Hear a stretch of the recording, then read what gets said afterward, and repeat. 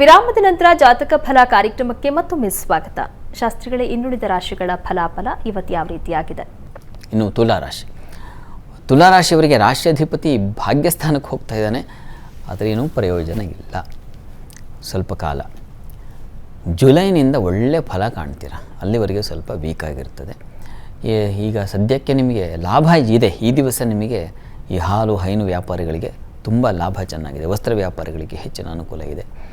ಈ ಮುಖ್ಯವಾಗಿ ಧಾನ್ಯ, ದವಸ ಧಾನ್ಯ, ಹೋಟೆಲ್ ಇಂಡಸ್ಟ್ರಿ ಇಲ್ಲೆಲ್ಲ ತುಂಬ ಚೆನ್ನಾಗಿದೆ. ಒಳ್ಳೆಯ ವ್ಯಾಪಾರ, ಲಾಭ ಚೆನ್ನಾಗಿದೆ. ಈ ದಿವಸ ಪ್ರಾರ್ಥನೆಗೇನಪ್ಪ ಅಂತಂದರೆ, ನೀವು ಕೂಡ ಶುಕ್ರನ ಈ ಮೌಢ್ಯತೆ ನಿವಾರಣೆಗೆ ಶುಕ್ರನಿಗೆ ಒಂದು ಬಿಳಿ ವಸ್ತ್ರವನ್ನು ಅಮ್ಮನವರ ಸನ್ನಿಧಾನಕ್ಕೆ ದಾನ ಮಾಡಿ, ಒಂದು ಸೀರೆ ದಾನ ಮಾಡಿಸಿ, ಅನುಕೂಲ ಆಗುತ್ತೆ. ಇನ್ನು ವೃಶ್ಚಿಕ ರಾಶಿಯವರಿಗೆ ವೃತ್ತಿಯಲ್ಲಿ ಅನುಕೂಲ ಇದೆ, ಇಲ್ಲ ಅಂತಲ್ಲ, ಆದರೆ ಕಿರಿಕಿರಿ ಇದೆ.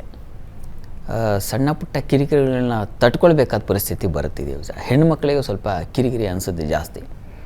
ಇನ್ನು ಈ ದಿವಸ ಶುಕ್ರ ಸಪ್ತಮಾಧಿಪತಿ ಅಷ್ಟಮಕ್ಕೆ ಹೋಗ್ತಾನೆ. ಸಂಗಾತಿಯ ಆರೋಗ್ಯ ವ್ಯತ್ಯಾಸ ಆಗುತ್ತೆ. ಕೆಟ್ಟ ಫಲಗಳು ಬೇಗ ಬಂದುಬಿಡುತ್ತೆ. ಒಳ್ಳೆಯ ಫಲ ಬರೋಕ್ಕೆ ಒದ್ದಾಟ, ಕಾಯುವಿಕೆ ಇದೆಲ್ಲ ಉಂಟಾಗೋದು. ಸ್ವಲ್ಪ ಆರೋಗ್ಯ ವ್ಯತ್ಯಾಸ ಆಗಬಹುದು. ದುರ್ಗಾ ಕವಚವನ್ನು ಕೇಳಿಸ್ಕೊಂಡ್ರೆ ಬಹಳ ಒಳ್ಳೆಯದು. ಇನ್ನು ಧನುರಾಶಿಯವರಿಗೆ ಷಷ್ಠಾಧಿಪತಿ ಸಪ್ತಮಕ್ಕೆ ಬಂದರೆ ದಾಂಪತ್ಯದಲ್ಲಿ ವೈರತ್ವ ಬರುತ್ತೆ, ಕಲಹ ಉಂಟಾಗುತ್ತೆ, ಮನಸ್ತಾಪಗಳು ಬರುತ್ತೆ. ಈ ದಿವಸ ತಂದೆ ಮಕ್ಕಳಲ್ಲಿ, ತಾಯಿ ಮಕ್ಕಳಲ್ಲೂ ಮನಸ್ತಾಪ ಅದನ್ನು ಸೂಚಿಸ್ತಾ ಇದೆ. ಸೊ ಅದೃಷ್ಟಹೀನತೆಯಾಗಿದೆ. ಕೆಲಸದಲ್ಲಿ ಶತ್ರುಗಳ ಬಾಧೆ ಸೂಚಿಸ್ತಾ ಇದೆ. ಸ್ವಲ್ಪ ಕಹಿ ವಾತಾವರಣ.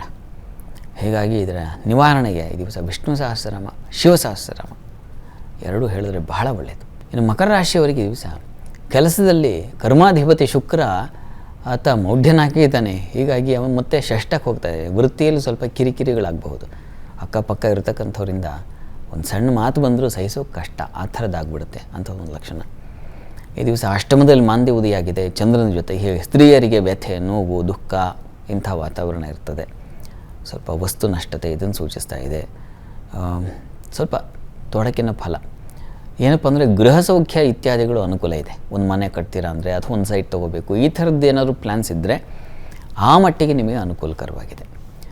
ಪ್ರಾರ್ಥನೆಗೆ ದಿವಸ ಕಾರ್ತವೀರ್ಯಾರ್ಜುನ ಸ್ಮರಣೆ ಮಾಡಿ. ಕುಂಭರಾಶಿಯವರಿಗೆ ದಿವಸ ನೋಡಿ, ಸಪ್ತಮದಲ್ಲಿ ಮಾಂದಿ ಚಂದ್ರರಿದ್ದಾರೆ. ಶುಕ್ರ ಪಂಚಮ ಸ್ಥಾನಕ್ಕೆ ಹೋಗ್ತಾ ಇದ್ದಾನೆ. ಹೀಗಾಗಿ ಸ್ತ್ರೀಯರಿಗೆ ಬಹಳ ಮುಖ್ಯವಾಗಿ ಪಂಚಮದಲ್ಲಿ ಶುಕ್ರನ ಸಂಚಾರ, ಮೌಢ್ಯನಾಗಿದ್ದಾನೆ. ಈ ಕಾರಣದಿಂದಾಗಿ ನಿಮ್ಮ ಆಲೋಚನೆ ಶೂನ್ಯವಾಗಬಹುದು. ಅಂದರೆ ಆಲೋಚನಾ ಶಕ್ತಿ ಕಳ್ಕೊಳ್ತೀರಾ. ಏನೋ ತುಂಬ ಚೆನ್ನಾಗಿದೆ ಅಂತ ನೀವು ಪ್ಲ್ಯಾನ್ ಮಾಡಿದ್ರೆ ಆ ಪ್ಲ್ಯಾನಿಗೆ ಅದು ಅಷ್ಟಾಗಿ ಮಾನ್ಯತೆ ಸಿಗಲ್ಲ. ಮತ್ತು ಈ ದಿವಸ ಸಂಗಾತಿಯಲ್ಲಿ ಮನಸ್ತಾಪ ಬರುತ್ತೆ. ದೂರ ಪ್ರಯಾಣ ಇದ್ದರೆ ತೊಂದರೆಗಳುಂಟಾಗುತ್ತೆ. ಮನಸ್ಸಿಗೆ ವ್ಯಥೆ, ಈ ಥರದ್ದೊಂದು ಲಕ್ಷಣ ಇದೆ.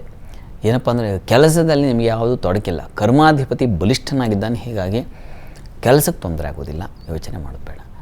ಈ ದಿವಸ ಪ್ರಾರ್ಥನೆಗೆ ನೋಡಿ ಲಲಿತಾ ಸಹಸ್ರನಾಮ ಹೇಳ್ಕೊಳ್ಳಿ, ತುಂಬ ಸಹಾಯವಾಗುತ್ತೆ. ಇನ್ನು ಮೀನರಾಶಿಯವರಿಗೆ ಈ ದಿವಸ ಶುಕ್ರನ ಸಂಚಾರ ಚತುರ್ಥಕ್ಕೆ ಹೋದರೆ ಸುಖ ಹಾನಿಯಾಗುತ್ತೆ. ಏನೋ ಒಂದು ವಿಲಾಸಿ ಜೀವನ ಅಂತ ಹೇಳಿದ್ರೆ ಪ್ರಾರಂಭದಲ್ಲಿ ಆ ಥರದ್ದು ಇರೋಲ್ಲ. ವಾಹನಕ್ಕೆ ಕಾಯಬೇಕಾಗದ ಪರಿಸ್ಥಿತಿ ಬರ್ತದೆ. ಪ್ರಯಾಣದಲ್ಲಿ ತೊಡಕುಗಳನ್ನು ಸೂಚಿಸ್ತಾ ಇದೆ. ಮತ್ತು ಸ್ತ್ರೀಯರಿಗೆ ಶತ್ರುಗಳ ಬಾಧೆ, ಸಾಲ ಬಾಧೆ ಸೂಚಿಸ್ತಾ ಇದೆ. ಭಯದ ವಾತಾವರಣ, ಸ್ವಲ್ಪ ಅನಾನುಕೂಲವಾಗಿದೆ.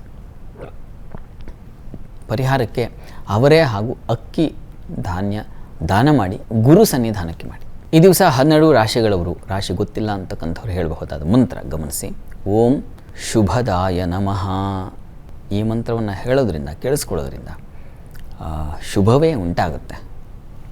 ಪ್ರಯತ್ನ ಮಾಡಿ. ಎಷ್ಟು ಬಾರಿ ಹೇಳಬೇಕು ಅಂತ? 108 ಬಾರಿ. ಅದು ನಾನು ಯಾವಾಗಲೂ ಹೇಳ್ತಿರ್ತೇನಲ್ಲ, 108 ಬಾರಿ ಹೇಳ್ಕೊಂಡ್ರೆ ಬಹಳ ಒಳ್ಳೆಯದು. ಸರಿ ಶಾಸ್ತ್ರಿಗಳ, ಇವತ್ತಿನ ಸಂಚಿಕೆಯಲ್ಲಿ ಈ ದಿನದ ವಿಶೇಷತೆ ಜೊತೆಗೆ 12 ರಾಶಿಗಳ ಫಲಾಫಲದ ಬಗ್ಗೆ ತಿಳಿಸ್ಕೊಟ್ರಿ. ಹಾಗೆ ನಮ್ಮ ವೀಕ್ಷಕರು ಕಳುಹಿಸಿದಂತಹ ಸಂದೇಶಗಳಿಗೆ ಸಲಹೆ, ಸೂಚನೆ, ಪರಿಹಾರಗಳನ್ನು ಸೂಚಿಸಿದ್ರಿ. ಧನ್ಯವಾದಗಳು. ಸರ್ವೇ ಜನಾಃ ಸುಖಿನೋ ಭವಂತು, ಸಮಸ್ತ ಸನ್ಮಂಗಳಾನಿ ಭವಂತು. ಎಲ್ಲರಿಗೂ ಶುಭವಾಗಲಿ. ವೀಕ್ಷಕರೇ, ಇದಾಗಿತ್ತು ಇವತ್ತಿನ ಜಾತಕ ಫಲ ಕಾರ್ಯಕ್ರಮ. ನೇರ, ದಿಟ್ಟ, ನಿರಂತರ ಸುದ್ದಿಗಾಗಿ ನೋಡ್ತಾ ಇರಿ ಏಷ್ಯಾ ನೆಟ್ ಸುವರ್ಣ ನ್ಯೂಸ್.